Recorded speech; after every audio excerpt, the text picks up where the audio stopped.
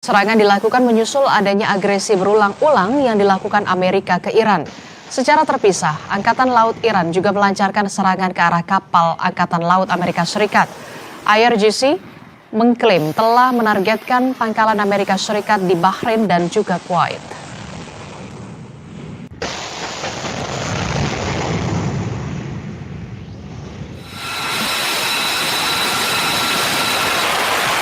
Komando Pusat Amerika Serikat CENTCOM mengatakan pada hari Senin waktu setempat telah melakukan serangan lain terhadap target Iran. Ini menandai malam ketiga berturut-turut serangan seiring meningkatnya ketegangan di sekitar Selat Hormuz.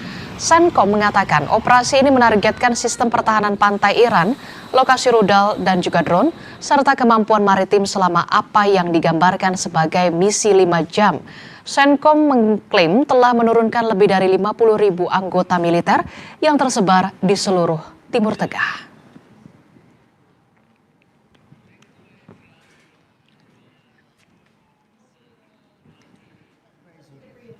Presiden Amerika Serikat Donald Trump bersikeras agar Iran membuat kesepakatan dan menyarankan sekutu-sekutunya di Teluk untuk mengganti biaya kepada Amerika Serikat untuk perlindungan di Selat Hormuz.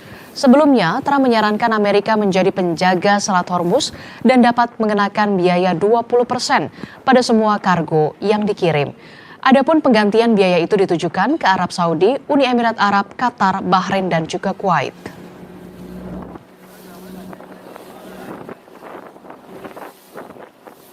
Reimbursed because we're protecting a very rich portion of the world. We're spending money. And so what we've done is we are going to be reimbursed for protection. We're protecting by the countries that we're helping. For instance, you look at the 5 countries. You have Saudi Arabia, you have UAE, you have Qatar, as I always say. You have Qatar, Bahrain. And by the way, you have others. You have Kuwait and you have others. And they will do very well. But we think it's appropriate that we don't need them. You know, we have more oil than any other country in the world. When you add Venezuela, which has been amazing, which has tremendous amounts of oil that we control, when you add Venezuela and everything else, we have more than 50% of the world's supply. We don't need it, but we need it from the standpoint of protecting allies, etc., etc.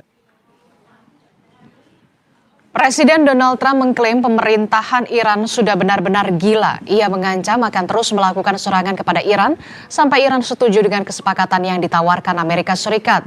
Trump juga menegaskan bahwa blokade Selat Hormuz kembali diberlakukan untuk menghentikan jalur bisnis Iran. Trump bersikeras bahwa kesepakatan dengan Iran masih mungkin terjadi di tengah intensitas serangan yang kembali memanas selama 2 pekan terakhir.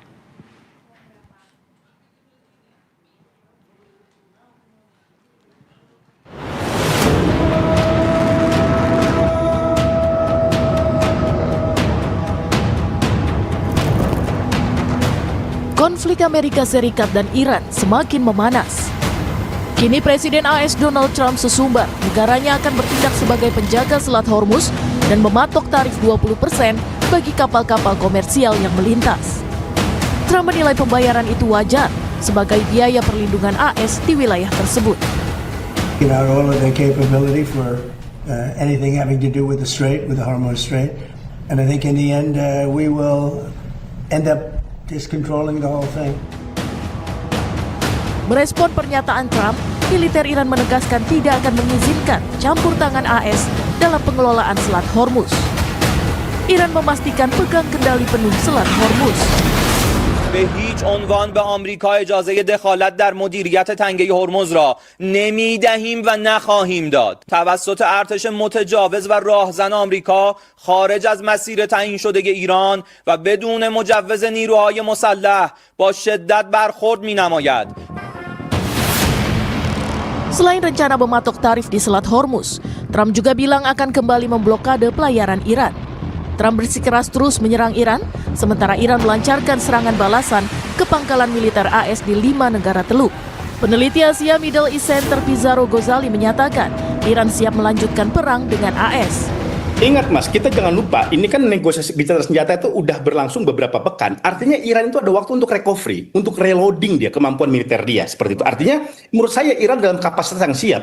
Tampilnya orang-orang IRGC ketika pemakaman Khomeini, ini kan pesan bagi Iran bahwa sekarang faksi yang memimpinlah faksi tempur, bukan sekedar faksi diplomat gitu. Diplomat itu pasti Abbas Araghchi, Pezeshkian, Galibaf, itu tidak boleh keluar dari red line dari IRGC untuk kemudian tidak mempermalukan Iran ketika negosiasi, dan kalau memang itu tidak terjadi jalan buntu, perang itu siap dilakukan lagi oleh mereka.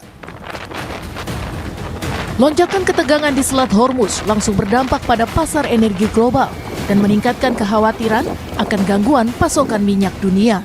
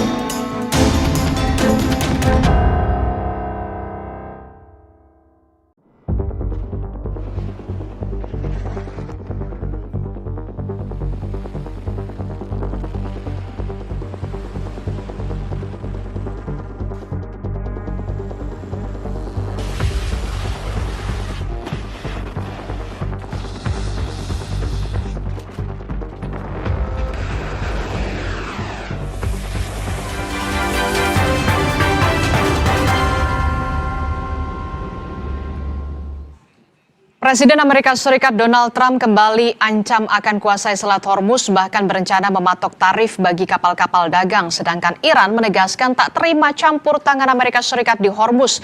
Lalu bagaimana ke depannya? Simak ulasan Profesor Muradi, Guru Besar Ilmu Politik dan Keamanan dari Universitas Pajajaran berikut ini. Dengan situasi saat ini, apakah Iran Amerika Serikat berpotensi perang besar-besaran nih, Prof? Saya ada 3 catatan ya. Yang pertama, ternyata pergeseran negosiasi berubah dari dari negosiasi diplomasi ya, menjadi negosiasi membangun daya tawar. Nah, salah satunya adalah yang mereka lakukan ini, misalnya menyerang, balik menyerang dan seterusnya. Itu menurut saya itu bagian dari negosiasi meningkatkan daya tawar mereka. Itu poin pertama. Yang kedua, ini penekanan bahwa Selat Hormuz jauh lebih strategis dibanding nuklir. Buat saya itu ada salah satu yang saya kira penting untuk garis bawahi. Karena apa? Karena ternyata pergeseran dari reaktor nuklir ke Selat Hormuz ini mengarah pada 2 hal. Yang pertama bicara soal asas ekonomi, yang kedua adalah penguasaan geopolitik. Nah, yang ketiga, catatan ketiga saya adalah saya masih menunggu sebenarnya apakah serangan terkait bandara Sanaa yang di Yaman itu dilakukan oleh Arab Saudi atas permintaan US atau tidak. Kalau itu terjadi, saya kira peperangannya akan berada dalam posisi geopolitik yang lebih luas. Katakanlah, misalnya mengatakan begini, dalam posisi tertentu kekhawatiran negara-negara Timur Tengah itu akan menjadi realisasi yang menakutkan kalau itu kemudian ternyata misalnya betul bahwa Arab Saudi berinisiatif atau bahkan diminta untuk melakukan serangan ke Sanaa atas permintaan atau atas inisiatif atau izin tanda kutip ya dari US begitu, Mas Ibrahim. Nah itu tadi kalau ketika disinggung soal Saudi, karena sebelumnya ada protes juga dari Arab dan juga Qatar terhadap serangan dari kapal Iran di Selat Hormuz. Apakah dengan kondisi ini bagaimana menakar kekuatan masing-masing, termasuk ada proksi dari Iran juga, Houthi, Hezbollah juga? Ya ada 3 faktor yang saya kira menentukan ya. Faktor pertama itu ada faktor internal masing-masing negara. Jadi katakanlah Trump masih dikejar-kejar soal tadi pemilu salah, kemudian di Iran sendiri juga tidak dalam posisi yang yang terkoordinasi dengan baik. Pertarungan keras antara fraksi konservatif dengan yang reformis katakanlah atau yang diplomatis itu masih juga menjadi isu utama. Nah yang kedua adalah bicara soal desakan negara Timur Tengah yang kemudian menginginkan penghentian peperangan. Karena buat mereka ini sudah makin lama akan makin rugi dan makin membuat mereka sengsara. Karena sebagian besar adalah eksportir dan produsen minyak. Nah yang ketiga ini bicara soal saya nyebutnya sebagai bagian dari mendorong proses keberadaan dari masing-masing itu untuk bisa diterima oleh international community. Hari ini mereka sedang mempertaruhkan reputasi mereka di dunia internasional dengan untuk kepentingan negara dalam negeri masing-masing. Kalau ada rencana Trump itu yang mempatok tarif 20% bagi kapal yang melintas, akan seperti apa imbasnya? Apakah memperkeruh konflik di Timur Tengah atau ini justru bisa meredakan menurut Anda, Prof? Ya itu tadi catatan saya pertama soal negosiasi tadi. Tadi kan misalnya katakanlah Iran membentuk Persian Gulf Authority yang akan membuat jalan tol dan juga izin dan juga permit masuk ya. Yang saya kira itu juga pasti bicara soal presentasi. Yang kedua soal Trump ingin mematok 20% tadi. Dua ini kan sebenarnya sama-sama buat kita sebagai importir minyak gitu atau sebagai pemakai itu menyakitkan. Makanya saya bilang dua-duanya sedang membangun reputasi untuk dalam negeri sendiri. Jadi kadang-kadang kita akan mengatakan bahwa negara-negara yang di luar mereka itu akan ketar-ketir. Kenapa ketar-ketir? Karena kalau ini sudah makin lama, maka kemudian situasi energi dunia ini akan menjadi problem baru, walaupun beberapa negara termasuk Indonesia kan mulai turun ya harganya. Tapi itu pun buat saya secara prinsipil tetap menjadi bayang-bayang mengkhawatirkan, terutama misalnya menyangkut soal kalau kemudian keduanya tidak dalam posisi yang sama atau tidak dalam posisi deal untuk mematok apa yang menjadi bagian penting dari perjanjian mereka gitu. Prof, kalau secara ini dari geopolitiknya atau tinjauan perspektif hukum internasional, Prof, dengan tindakan Amerika Serikat yang berencana mematok tarif di Selat Hormuz, apakah legal atau seperti apa pandangan hukum internasionalnya? Kalau secara geopolitik ya nggak boleh, itu kan bukan wilayah mereka. Kemudian yang kedua juga secara prinsipil juga kita masih memperdebatkan soal Persian Gulf Authority yang memang dibentuk oleh Iran. Artinya memang keduanya dalam posisi yang sebenarnya itu ada PT-PT dalam arti begini, dia tidak dalam posisi kemudian betul-betul berada dalam posisi yang legal secara full ya. Daripada misalnya perdebatan soal Iran punya kewenangan karena itu wilayah mereka. Tapi kemudian misalnya US merasa bahwa karena kemudian dia menjadi bagian penting dalam MOU Islamabad, maka itu adalah bagian penting untuk mereka mendapatkan fee. Nah ini yang saya kira secara prinsipil kalau dalam tidak akan menjadi celah bagi sekutu AS untuk mereka protes terhadap apa yang rencana dari Donald Trump ini. Ya itu yang terjadi. Saya kira sekutu US kan udah hampir gak ada, Mas. Sebutin satu negara aja yang saya kira kecuali Jerman ya. Jerman itu kan lebih pada soal historis ya. Yang lainnya kan kemudian balik badan. Artinya memang secara prinsipil ini lebih sebagai negosiasi dibanding kemudian sebagai realisasi. Katakanlah misalnya ini membangun daya tawar ke Iran supaya mereka menjadi dalam posisi yang ada di atas. Yang saya kira dalam posisi tertentu itu dimaklumi dalam konteks misalnya diplomasi peperangan ya.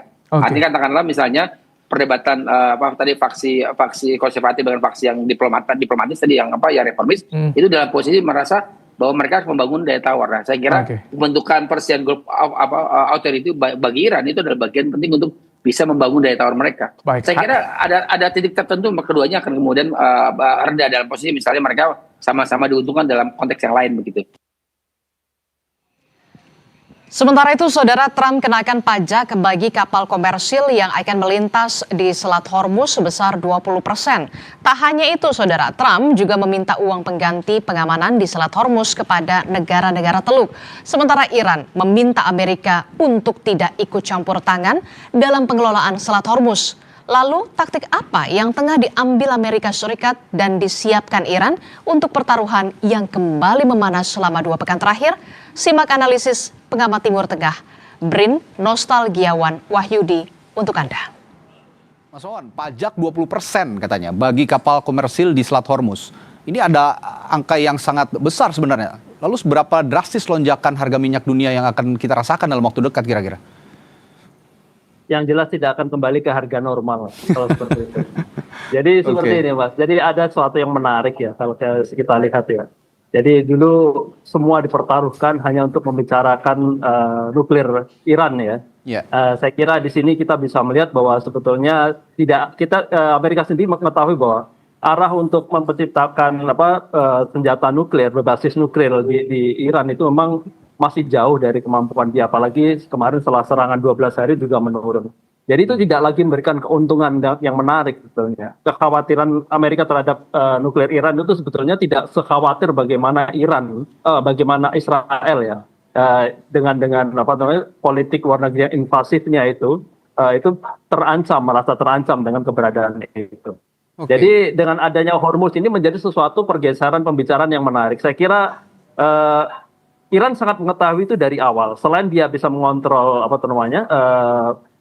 politik luar negerinya, jadi selain ada perang, dia mengontrol politik di Timur Tengah melalui Selat Hormuz. Yang kedua itu merupakan sumber keuntungan yang sangat luar biasa. Dan ini juga dilirik ternyata sama Amerika Serikat. Jadi memang sejak awal ketika perang awal-awal itu terjadi, kita bisa melihat bahwa Amerika juga menginginkan bahwa jika negara-negara Timur Tengah menginginkan perang ini diperpanjang, maka sediakan uang untuk Amerika sebagai uang pengamanan. Jadi ini pengulangan sebetulnya. Dia ingin menyatakan bahwa ini ada potensi ketika negara-negara Timur Tengah yang bentuknya pasif itu, dia membutuhkan perlindungan dan juga membutuhkan kontrol. Jadi ketergantungan mereka terhadap akses minyak dengan perdagangan berbasis energi itu. Sehingga ketika dipegang oleh Amerika, maka kan seperti itu. Nah, kalau bicara Selat Hormuz, secara hukum laut internasional, Mas Wawan, UNCLOS ini, apakah Amerika Serikat punya dasar yang sah sebenarnya untuk memungut pajak di wilayah perairan tersebut? Atau ini murni tindakan sepihak yang ilegal? Karena kita tahu juga negara-negara sekutu Amerika Serikat banyak juga yang ada di Timur Tengah. Sebetulnya kalau kita lihat ya, seperti Indonesia ada ALKIS ya, sebetulnya itu free. Harusnya free, dalam hukum UNCLOS free. Kalaupun ada misalnya sistem pengamanan, misalnya untuk menertibkan jalur-jalur ini secara administratif, itu cost-nya harusnya di bawah 20%. Kalau 20% itu sangat mencekik gitu, juga tidak rasional. Saya kira juga penerapan tarif yang akan dilakukan Iran juga tidak sebesar itu saya kira. Jadi ini lebih pada pengamanan dan juga pengaturan lalu lintas lalu lintas laut yang melalui Selat Hormuz. Dan ini yang sebetulnya yang menjadi satu hal yang tidak rasional, yang saya kira akan bukan hanya Iran, negara-negara secara internasional ketika mendengarkan bahwa dia akan menerapkan tarif 20% dari misalnya total kapital minyak yang diangkut, maka dia semua akan berteriak gitu. Saya kira itu juga akan menaikkan sekitar 20% harga energi dunia di luar perang karena itu benar-benar terjadi dan itu dikuasai oleh Amerika. Ini yang sebetulnya yang kita lihat ya, dari banyak hal seolah-olah Amerika itu menjadi pahlawan untuk penyelamat bahwa Hormuz akan menjadi free. Saya kira tidak seperti itu. Kita bisa melihat bahwa potensi ekonomi itu sepertinya tidak bisa dielakkan. Ya, tadi Anda sudah menyinggung, Mas Wawan, bahwa Donald Trump kan menuntut uang ganti pengamanan kepada negara-negara yang ada di Teluk. Nah, kira-kira ini apakah tanda berakhirnya era sekutu strategis dan berganti menjadi hubungan nasabah dan penyedia jasa keamanan itu bagaimana? Jadi seperti ini, kita tidak menafikan ya bahwa Amerika sekarang mengalami defisit anggaran ya. Dalam arti pengeluaran mereka di bidang keamanan ketika terlibat dalam perang ini menjadi tidak rasional bagi APBN mereka. Dalam arti ketimpangan ini benar-benar terjadi. Bukan hanya itu, Amerika juga memiliki kepentingan untuk memulihkan persediaan misalnya rudal balistik yang kemarin serangan beberapa waktu ini ya, yang sebelumnya mencapai 100 serangan, sekarang 140 itu sudah menguras sebetulnya. Juga sistem pertahanan udara ya. Yang lain sudah menguras sistem rudal-rudal Amerika itu sudah lebih dari 50% pada bahkan ini. Dan itu membutuhkan selain waktu juga dana yang sangat besar. Karena kita mengetahui berbeda dengan sistem balistik Iran yang masih memanfaatkan rudal-rudal yang lama, sedangkan yang AS itu sangat berbiaya tinggi.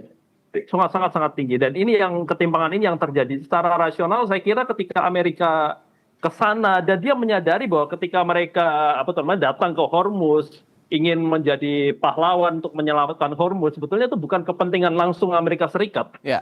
Itu karena itu yang menyebabkan mereka rasional lah mereka untuk mendapatkan tarif itu, karena sebetulnya dilindungi sekutu mereka seperti itu, yang kaya-kaya akan minyak kan, itu yang menjadikan keirian.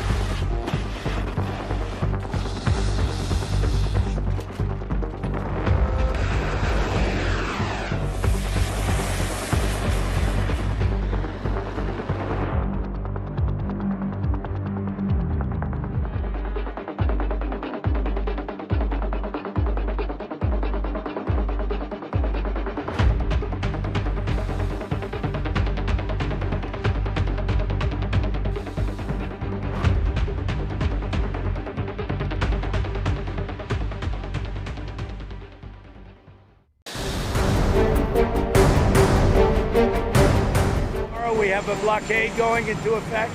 That'll be 10 o'clock tomorrow. Other nations are working so that Iran will not be able to sell oil.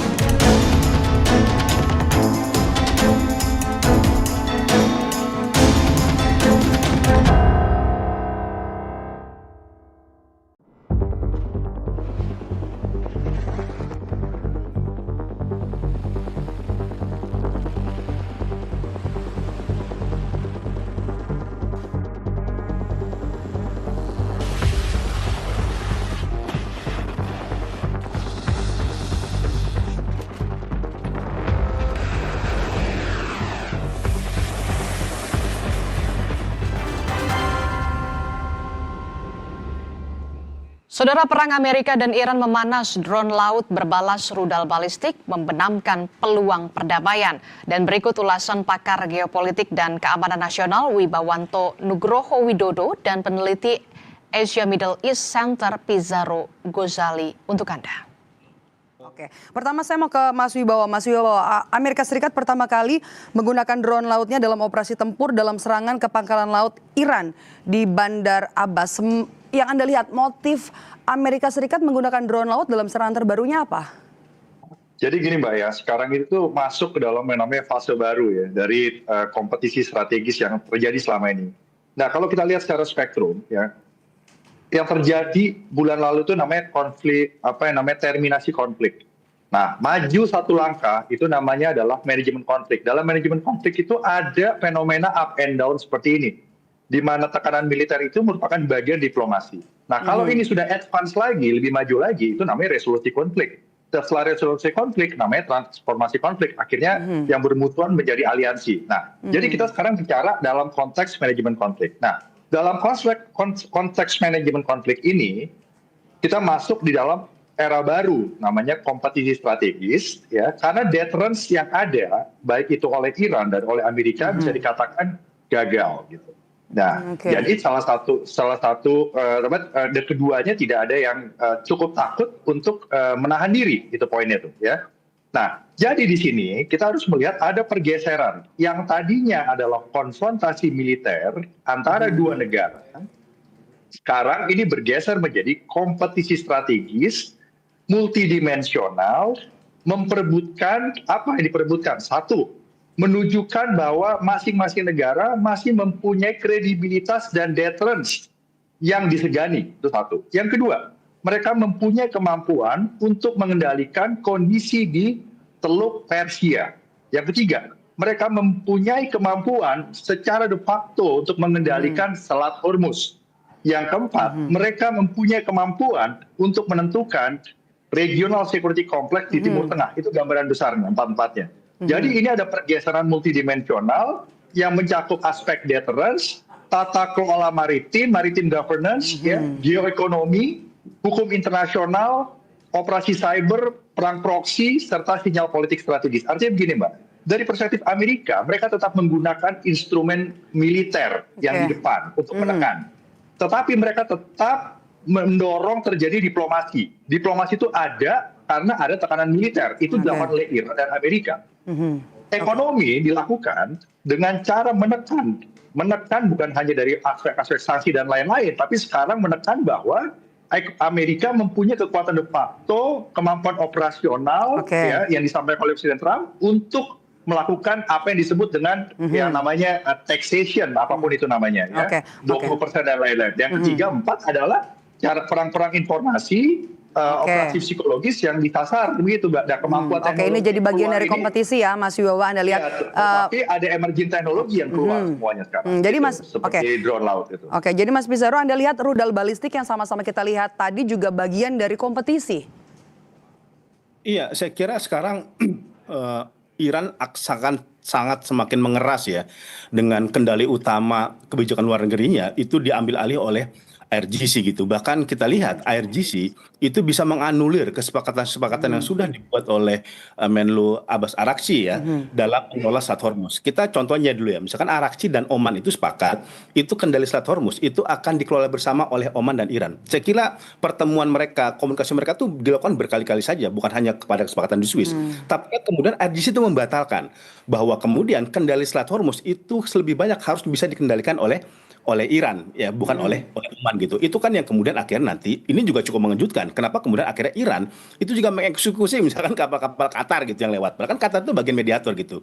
Jadi ini kemudian ini memang ada pertunjukan kekuatan masing-masing antara Amerika Serikat dengan Iran. Dan jangan lupa sekarang Maido, per hari ini ya misalkan ya kepala kebijakan luar negeri parlemen Iran itu Ibrahim Azizi itu udah mulai memperkenalkan RUU untuk mengendalikan Selat Hormuz itu ada di tangan Iran seperti itu. Ini yang kemudian menurut saya melihat membacanya kebijakan Iran sekarang tuh lebih hawkish, dia lebih keras karena emang kita melihat ini tidak lepas dari situasi yang ada di lapangan. Misalkan gitu, Iran melihat bagaimana kemudian Trump misalkan menyebut orang-orang Iran itu sampah, tidak bisa diajak negosiasi. Bahkan negosiasi antara Lebanon sama Israel dianggap oleh Iran, Teheran itu lebih menguntungkan Israel karena kan tidak ada kewajiban bagi Israel untuk mundur seperti itu. Kalaupun mundur itu bertahap. Nah, ini kemudian saya lihat dibaca kemudian akhirnya ada peningkatan kekuatan kapasitas militer yang dimiliki Iran untuk kemudian mengantisipasi jika konflik eskalasi dengan Amerika Serikat kembali terbuka ya, apalagi kan tadi Donald Trump itu secara verbal ya itu akan melakukan blokade lagi kepada Iran, kemudian menerapkan target 20% terhadap lalu lintas Hormuz gitu. Ini yang menurut saya sekarang menjadi sebuah fenomena yang akan sangat sulit tercapai negosiasi gencatan senjata dalam waktu dekat karena kedua-duanya sudah memasang kuda-kuda yang sangat tinggi. Eskalasi itu sekarang sudah berlangsung, serangan bahkan sekarang ke wilayah Qatar, ke wilayah Kuwait, Jordan juga terus dilakukan oleh Iran. Seperti itu, Maido. Oke. Saya mau ke Mas Wibawa dengan kondisi seperti ini, eskalasi naik turun, apakah kemudian karena juga tidak menemui kata sepakat begitu antara keduanya, apakah masih akan terus terjadi seperti ini, eskalasinya naik turun? Ya, jadi kalau dari perspektif international security, katakanlah dari Washington perspektif ya, dari multi stakeholder di Washington tuh, 50% itu tetap di dalam kondisi manage escalation. Karena dari Washington dan juga dari Iran, mereka melihat bahwa open war itu cost-nya lebih banyak daripada strategic benefit-nya. Nah, tetapi ada probabilitas yang meningkat dan itu realistis, yaitu akan ada konfrontasi strategis yang akan berkelanjutan. Nah, itu mungkin chance-nya 30%. Nah, chance yang 20% adalah perang terbuka. Nah, perang terbuka itu terjadi bukan karena direncanakan, Mbak. Perang terbuka itu dalam sejarah perang itu terjadi karena ada miskalkulasi. Nah, miskalkulasi ini bisa terjadi dari banyaknya aktor yang bermain, ya, kondisi yang mendesak, ya, dan juga persepsi psikologis yang bisa salah karena berada di dalam tekanan. Apalagi kemarin Iran juga memberikan ancaman bahwa pemimpin politik, pemimpin militer di Washington itu akan dibunuh satu persatu gitu. Nah, dengan kemarin Senator Lindsey Graham juga meninggal mendadak karena serangan jantung kemungkinan di umur 71 tahun hari Sabtu. Nah, apapun itu ya bisa katakanlah itu retorik ya. Dan belum tentu ada kemampuan operasional dari Iran untuk melakukan hal itu, ya, atau mungkin mampu ya. Tapi mampu atau tidak mampu, selepas daripada itu bisa menimbulkan yang namanya miskalkulasi. Jadi pertanyaan Mbak tadi itu saya jawab dengan possibility realistis. 50% ini akan manage escalation, 30% ini akan berkelanjutan menjadi konfrontasi strategis multidimensi. Dan yang paling kecil kemungkinannya tapi bisa terjadi karena miskalkulasi adalah perang terbuka melibatkan semua aktor gitu. Dan Mbak harus tahu sekarang Amerika itu menggunakan emerging teknologi yang terbaru ya, tenaga kuantum dan segala macam untuk mengengage kondisi ini seperti saya sudah sampaikan sebelumnya dengan special operation and low intensity conflict dengan pendekatan yang namanya C6ISR, yaitu Command Control Computer Cyber Intelligence Surveillance Reconnaissance. Jadi perang ini akan spesifik, Mbak. Sebisa mungkin itu counter force yang disasar itu precision strike, serangan cyber, tekanan ekonomi, maritime governance untuk mengubah orientasi geopolitik. Jadi saling menekan sekarang. Oke, baik, kita sudah dapat poinnya saya di situ. Saya mau ke Mas Pizarro. Mas Pizarro, Amerika Serikat terus menekan begitu ya, dan lewat operasi militer, tapi juga ada laporan ada isu soal Israel kemudian mulai mengganggu politik di dalam negeri Iran, berupaya merusak Iran dari politiknya dengan berupaya merekrut mantan Presiden Iran Ahmadinejad. Analisa Anda, apakah ini memungkinkan? Iya, menurut saya ini sebenarnya menarik ya. Ini ada misalkan laporan ya, investigasi yang dilakukan oleh NYT terkait adanya upaya dari Israel untuk merekrut Ahmadinejad. Padahal Ahmadinejad ini tokoh anti-Israel, narasi-narasinya itu sangat kontra terhadap Zionis. Tetapi jangan lupa memang Mbak Maidob, masalahnya Ahmadinejad itu juga tersingkir dalam politik Iran. kan dia berkali-kali dia coba maju menjadi calon presiden, itu kan tidak disetujui oleh Rahbar, oleh approval oleh Ali Khamenei. Karena kalau dalam sistem politik Iran, seorang calon presiden yang ingin maju dalam konsentrasi pemilu, dia harus mendapat persetujuan dari Rahbar, dari pemimpin tertinggi. Dan dia kan dalam beberapa tahun ini tersingkirkan seperti itu. Dan ini kemudian ada titik temu antara Ahmadinejad dengan kepentingan Israel. Israel juga sadar kalau merekrut agen-agen untuk menjadi pemimpin politik, merubah rejim yang ada di Iran, tampaknya tidak bisa dari orang-orang exile. Mbak Maidob, kita mau tahu ya, Pahlavi itu ya, anaknya Shahreza Pahlavi, itu kan berkali-kali kan ditolak karena dianggap ini kepanjangan tangan Barat, kepanjangan tangan Israel. Tetapi kalau kemudian yang diambil itu Ahmadinejad, pertama dia basisnya konservatif, dia memiliki pendukung sendiri di wilayah Iran, dan dia udah punya pengalaman memimpin Iran seperti itu. Ini dianggap ini mengurangi resiko dari penolakan. Jadi singkatnya dari memungkinkan nggak, Mas Bizaro? akan sangat berat. Problematikanya ialah pertama dia sudah lama tidak lagi jadi pemimpin dan basis kekuatannya sudah mulai melemah walaupun dia punya pendukung seperti itu. Dan kedua, dia ada laporan dia di bawah tahanan dari IRGC seperti itu. Makanya kan dia kemarin bisa tampil di ini karena persetujuan dari IRGC. Saya kira ada potensi tapi menurut saya akan sangat berat kemudian ketika Ahmadinejad digunakan oleh Israel untuk melakukan perubahan yang ada di wilayah. Akan sangat berat tapi menarik untuk kita tunggu. Saudara, militer Iran meluncurkan serangan rudal sebagai tanggapan agresi Amerika Serikat. Serangan ini menyusul klaim Amerika yang mengklaim akan menguasai Selat Hormuz menyusul serangan ke kota pelabuhan Iran.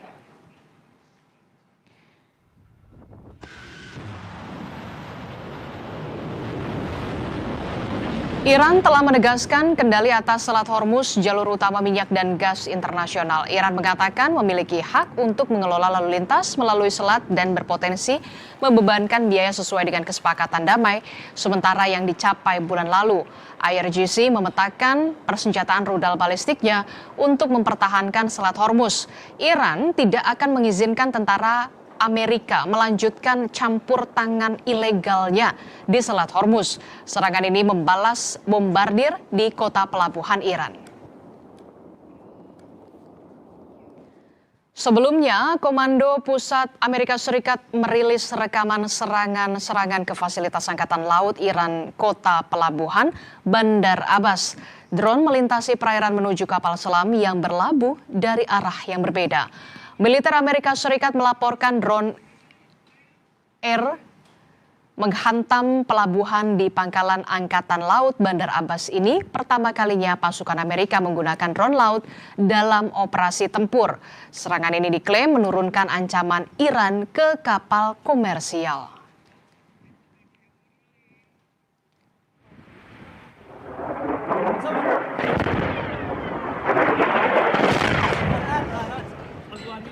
Visual yang dikutip media Al-Mashirah memperlihatkan ledakan hebat terjadi di Bandara Internasional Sana'a di Yaman yang diklaim dikuasai kelompok Houthi yang pro-Iran pada hari Senin waktu setempat. Houthi menuduh Arab Saudi melakukan serangan. Kementerian Luar Negeri yang dikelola Houthi mengutuk dugaan serangan di bandara sipil. Ia juga menyebut serangan itu sebagai pelanggaran terang-terangan terhadap kedaulatan, stabilitas, integritas teritorial, piagam Perserikatan Bangsa-Bangsa, hukum internasional, dan perjanjian internasional. Sementara Kementerian Pertahanan Pemerintah Yaman yang diakui internasional mengatakan serangan itu dimaksudkan untuk menghentikan pesawat Iran mendarat di Bandara Sana'a.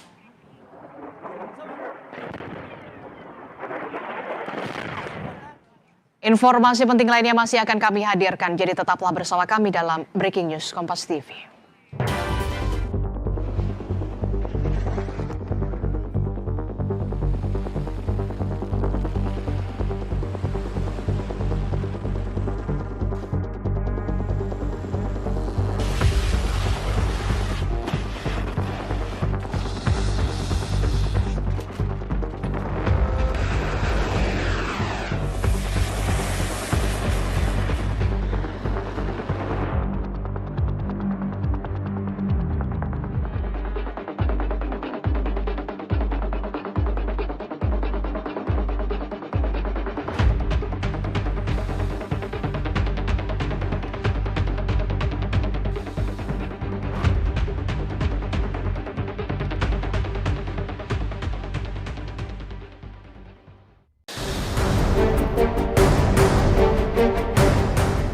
we have a blockade going into effect.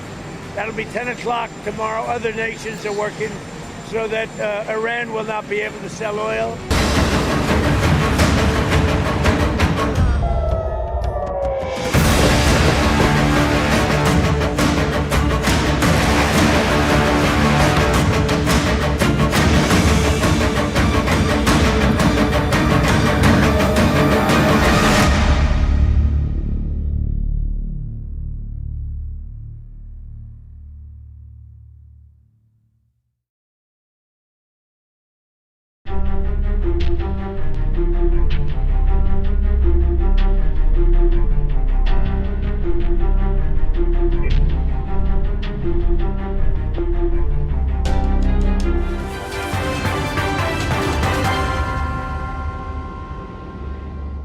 Terima kasih Anda masih bersama kami dalam Breaking News Kompas TV. Saudara, konflik Iran-Amerika Serikat kian memanas. Presiden Amerika Serikat Donald Trump mengumumkan rencana mematok tarif 20% bagi kapal-kapal yang melintasi Selat Hormuz.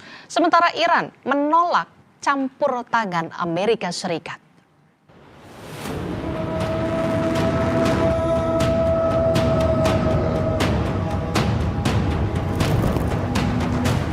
Konflik Amerika Serikat dan Iran semakin memanas.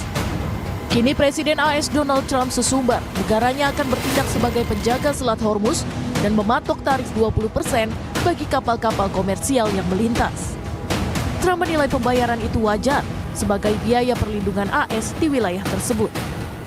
Out all of their capability for anything having to do with the Strait, with the Hormuz Strait, and I think in the end we will end up just controlling the whole thing. Merespon pernyataan Trump, militer Iran menegaskan tidak akan mengizinkan campur tangan AS dalam pengelolaan Selat Hormuz. Iran memastikan pegang kendali penuh Selat Hormuz.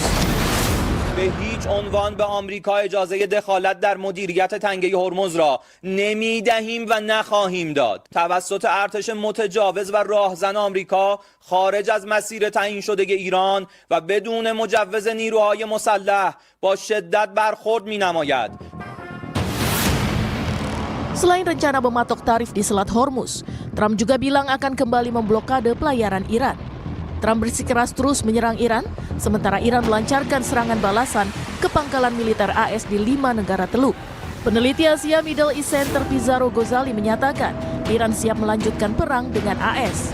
Ingat Mas, kita jangan lupa, ini kan negosiasi bicara senjata itu udah berlangsung beberapa pekan. Artinya Iran itu ada waktu untuk recovery, untuk reloading dia, kemampuan militer dia, seperti itu. Artinya menurut saya Iran dalam kapasitas yang siap. Tampilnya orang-orang IRGC ketika pemakaman Khomeini, ini kan pesan bagi Iran bahwa sekarang faksi yang memimpin adalah faksi tempur, bukan sekedar faksi diplomat gitu. Diplomat itu pasti Abbas Araghchi, Pezeshkian, Ghalibaf, itu tidak boleh keluar dari red line dari IRGC untuk kemudian tidak mempermalukan Iran ketika negosiasi, dan kalau memang itu tidak terjadi jalan buntu, perang itu siap dilakukan lagi oleh mereka.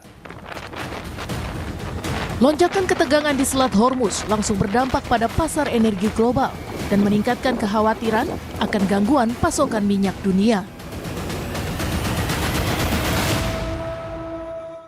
Presiden Amerika Serikat Donald Trump kembali ancam akan kuasai Selat Hormuz, bahkan berencana untuk mematok tarif bagi kapal-kapal dagang. Sedangkan Iran menegaskan tak terima campur tangan Amerika Serikat di Hormuz. Lalu bagaimana ke depannya? Simak ulasan Profesor Muradi yang merupakan guru besar ilmu politik dan keamanan Universitas Padjadjaran berikut ini. Dengan situasi saat ini, apakah Iran Amerika Serikat berpotensi perang besar-besaran nih, Prof? Saya ada 3 catatan ya. Yang pertama, ternyata pergeseran negosiasi berubah dari dari negosiasi diplomasi ya, menjadi negosiasi membangun daya tawar. Nah, salah satunya adalah yang mereka lakukan ini, misalnya menyerang, balik menyerang dan seterusnya. Itu menurut saya itu bagian dari negosiasi meningkatkan daya tawar mereka. Itu poin pertama. Yang kedua, ini penekanan bahwa Selat Hormuz jauh lebih strategis dibanding nuklir. Buat saya itu ada salah satu yang saya kira penting untuk garis bawahi. Karena apa? Karena ternyata pergeseran dari reaktor nuklir ke Selat Hormuz ini mengarah pada 2 hal. Yang pertama bicara soal asas ekonomi, yang kedua adalah penguasaan geopolitik. Nah, yang ketiga, catatan ketiga saya adalah saya masih menunggu sebenarnya apakah serangan terkait bandara Sanaa yang di Yaman itu dilakukan oleh Arab Saudi atas permintaan US atau tidak. Kalau itu terjadi, saya kira peperangannya akan berada dalam posisi geopolitik yang lebih luas. Katakanlah, misalnya mengatakan begini, dalam posisi tertentu kekhawatiran negara-negara Timur Tengah itu akan menjadi realisasi yang menakutkan kalau itu kemudian ternyata misalnya betul bahwa Arab Saudi berinisiatif atau bahkan diminta untuk melakukan serangan ke Sanaa atas permintaan atau atas inisiatif atau izin tanda kutip ya dari US begitu, Mas Ibrahim. Nah, itu tadi kalau ketika disinggung soal Arab Saudi, karena sebelumnya ada protes juga dari Arab dan juga Qatar terhadap serangan dari kapal Iran di Selat Hormuz. Apakah dengan kondisi ini bagaimana menakar kekuatan masing-masing, termasuk ada proksi dari Iran juga, Houthi, Hezbollah juga? Ya, ada 3 faktor yang saya kira menentukan ya. Faktor pertama itu ada faktor internal masing-masing negara. Jadi katakanlah Trump masih dikejar-kejar soal tadi pemilu salah, kemudian di Iran sendiri juga tidak dalam posisi yang yang terkoordinasi dengan baik. Pertarungan keras antara fraksi konservatif dengan yang reformis katakanlah atau yang diplomatis itu masih juga menjadi isu utama. Nah, yang kedua adalah bicara soal desakan negara Timur Tengah yang kemudian menginginkan penghentian peperangan. Karena buat mereka ini sudah makin lama akan makin rugi dan makin membuat mereka sengsara. Karena sebagian besar adalah eksportir dan produsen minyak. Nah, yang ketiga ini bicara soal saya nyebutnya sebagai bagian dari mendorong proses keberadaan dari masing-masing itu untuk bisa diterima oleh international community. Hari ini mereka sedang mempertaruhkan reputasi mereka di dunia internasional dengan untuk kepentingan negara dalam negeri masing-masing. Kalau ada rencana Trump itu yang mempatok tarif 20% bagi kapal yang melintas, akan seperti apa imbasnya? Apakah memperkeruh konflik di Timur Tengah atau ini justru bisa meredakan menurut Anda, Prof? Ya, itu tadi yang catatan saya pertama soal negosiasi tadi. Tadi kan misalnya katakanlah Iran membentuk Persian Gulf Authority yang akan membuat jalan tol dan juga izin dan juga permit masuk ya. Yang saya kira itu juga pasti bicara soal presentasi. Yang kedua soal Trump ingin mematok 20% tadi. Dua ini kan sebenarnya sama-sama buat kita sebagai importir minyak itu atau sebagai pemakai itu menyakitkan. Makanya saya bilang dua-duanya sedang membangun reputasi untuk dalam negeri sendiri. Jadi kadang-kadang kita akan mengatakan bahwa negara-negara yang di luar mereka itu akan ketar-ketir. Kenapa ketar-ketir? Karena kalau ini sudah makin lama, maka kemudian situasi energi dunianya akan menjadi problem baru, walaupun di beberapa negara termasuk Indonesia kan mulai turun ya harganya. Tapi itu pun buat saya secara prinsipil tetap menjadi bayang-bayang mengkhawatirkan, terutama misalnya menyangkut soal kalau kemudian keduanya tidak dalam posisi yang sama atau tidak dalam posisi deal untuk mematok apa yang menjadi bagian penting dari perjanjian mereka gitu. Prof, kalau secara ini dari geopolitiknya atau tinjauan perspektif hukum internasionalnya, Prof, dengan tindakan Amerika Serikat yang berencana mematok tarif di Selat Hormuz, apakah legal atau seperti apa pandangan hukum internasionalnya? Kalau secara geopolitik ya nggak boleh, itu kan bukan wilayah mereka. Kemudian yang kedua juga secara prinsipil juga kita masih memperdebatkan soal Persian Gulf Authority yang memang dibentuk oleh Iran. Artinya memang keduanya dalam posisi yang sebenarnya itu ada PT dalam arti begini, dia tidak dalam posisi kemudian betul-betul berada dalam posisi yang legal secara full ya. Daripada misalnya perdebatan soal Iran punya kewenangan karena itu wilayah mereka. Tapi kemudian misalnya US merasa bahwa karena kemudian dia menjadi bagian penting dalam MOU Islamabad, maka itu adalah bagian penting untuk mereka mendapatkan fee. Nah, ini yang saya kira secara prinsipil kalau dalam tidak akan menjadi celah bagi sekutu AS untuk mereka protes terhadap apa yang rencana dari Donald Trump ini. Ya, itu yang terjadi. Saya kira sekutu US kan udah hampir gak ada, Mas. Sebutin satu negara aja yang saya kira kecuali Jerman ya. Jerman itu kan lebih pada soal historis ya. Yang lainnya kan kemudian balik badan. Artinya memang secara prinsipil ini lebih sebagai negosiasi dibanding kemudian sebagai realisasi. Katakanlah misalnya ini membangun daya tawar ke Iran supaya mereka menjadi dalam posisi yang ada di atas. Yang saya kira dalam posisi tertentu itu dimaklumi dalam konteks misalnya diplomasi peperangan ya. Artinya katakanlah misalnya perdebatan apa tadi faksi konservatif dengan faksi yang diplomatis tadi yang apa ya reformis itu dalam posisi merasa bahwa mereka harus membangun daya tawar. Nah, saya kira pembentukan Persian Gulf Authority bagi Iran itu adalah bagian penting untuk bisa membangun daya tawar mereka. Saya kira ada titik tertentu keduanya akan kemudian reda dalam posisi misalnya mereka sama-sama diuntungkan dalam konteks yang lain begitu. Trump kenakan pajak bagi kapal komersil yang akan melintas di Selat Hormuz sebesar 20%. Tak hanya itu, Trump juga meminta uang pengganti pengamanan di Selat Hormuz kepada negara-negara Teluk. Sementara Iran meminta Amerika untuk tidak ikut campur dalam pengelolaan Selat Hormuz. Lalu taktik apa yang tengah diambil Amerika dan disiapkan Iran untuk pertaruhan yang kembali memanas selama 2 pekan terakhir? Simak analisis pengamat Timur Tengah BRIN Nostalgiawan Wahyudi berikut ini untuk Anda. Mas Wawan, pajak 20% katanya bagi kapal komersil di Selat Hormuz. Ini ada angka yang sangat besar sebenarnya. Lalu seberapa drastis lonjakan harga minyak dunia yang akan kita rasakan dalam waktu dekat kira-kira? Yang jelas tidak akan kembali ke harga normal kalau seperti itu. Jadi seperti ini Mas, jadi ada sesuatu yang menarik ya kalau kita lihat ya. Jadi dulu semua dipertaruhkan hanya untuk membicarakan nuklir Iran ya. Saya kira di sini kita bisa melihat bahwa sebetulnya Amerika sendiri mengetahui bahwa arah untuk menciptakan senjata nuklir berbasis nuklir di Iran itu memang masih jauh dari kemampuan dia, apalagi kemarin setelah serangan 12 hari juga menurun. Jadi itu tidak lagi memberikan keuntungan yang menarik sebetulnya. Kekhawatiran Amerika terhadap nuklir Iran itu sebetulnya tidak sekhawatir bagaimana bagaimana Israel ya dengan politik luar negeri yang invasifnya itu merasa terancam dengan keberadaan itu. Jadi dengan adanya Hormuz ini menjadi sesuatu pergeseran pembicaraan yang menarik. Saya kira Iran sangat mengetahui itu dari awal. Selain dia bisa mengontrol politik ya, luar negerinya. Jadi selain adanya perang, dia mengontrol politik di Timur Tengah melalui Selat Hormuz. Yang kedua itu merupakan sumber keuntungan yang sangat luar biasa. Dan ini juga dilirik ternyata sama Amerika Serikat. Jadi memang sejak awal ketika perang awal-awal itu terjadi, kita bisa melihat bahwa Amerika juga menginginkan bahwa jika negara-negara Timur Tengah menginginkan perang ini diperpanjang, maka sediakan uang untuk Amerika sebagai uang pengamanan. Jadi ini pengulangan sebetulnya. Dia ingin menyatakan bahwa ini ada potensi ketika negara-negara Timur Tengah yang bentuknya pasif itu, dia membutuhkan perlindungan dan juga membutuhkan kontrol. Jadi ketergantungan mereka terhadap akses minyak dengan perdagangan berbasis energi itu. Sehingga ketika dipegang oleh Amerika, maka dikirimkan seperti itu.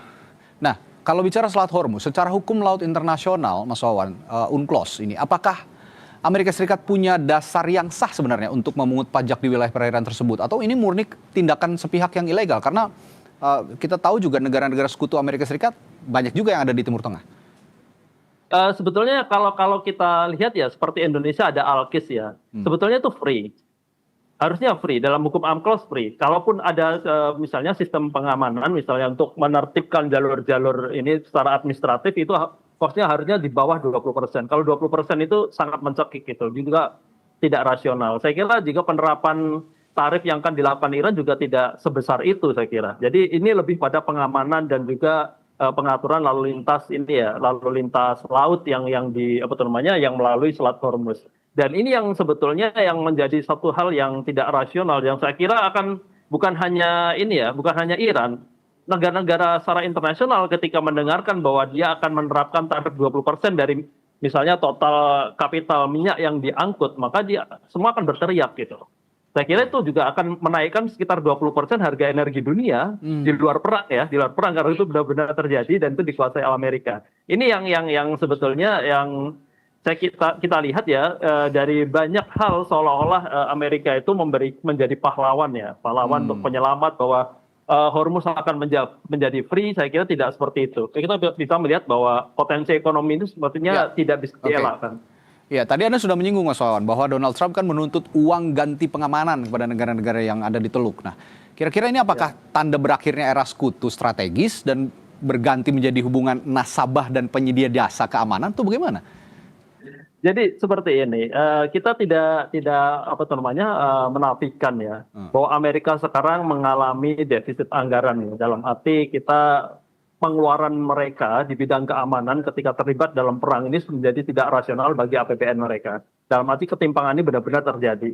Bukan hanya itu, Amerika juga memiliki kepentingan untuk memulihkan persediaan misalnya rudal balistik yang kemarin serangan beberapa waktu ini ya, yang sebelumnya mencapai 100 serangan, sekarang 140 itu sudah menguras sebetulnya. Juga sistem pertahanan udara ya, yang lain sudah menguras sistem rudal-rudal Amerika itu sudah lebih dari 50% pada bahkan ini, dan itu membutuhkan selain waktu juga dana yang sangat besar, karena kita mengetahui berbeda dengan sistem balistik Iran yang masih memanfaatkan rudal-rudal yang lama, sedangkan yang AS itu sangat berbiaya tinggi, sangat tinggi, dan ini yang ketimpangan ini yang terjadi secara rasional. Saya kira ketika Amerika ke sana dan dia menyadari bahwa ketika mereka datang ke Hormuz ingin menjadi pahlawan untuk menyelamatkan Hormuz, sebetulnya itu bukan kepentingan langsung Amerika Serikat. Ya. Itu karena itu yang menyebabkan mereka rasional lah mereka untuk mendapatkan tarif itu, karena sebetulnya dilindungi sekutu mereka seperti itu, yang kaya-kaya akan minyak kan, itu yang menjadikan keirian.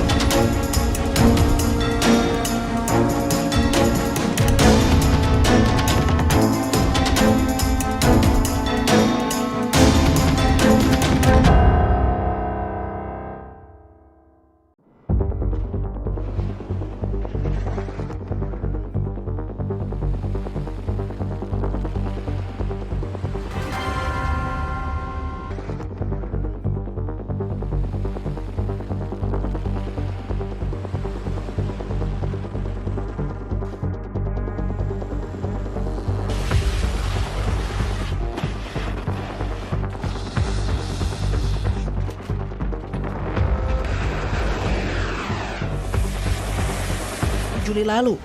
Sementara Febri Adrian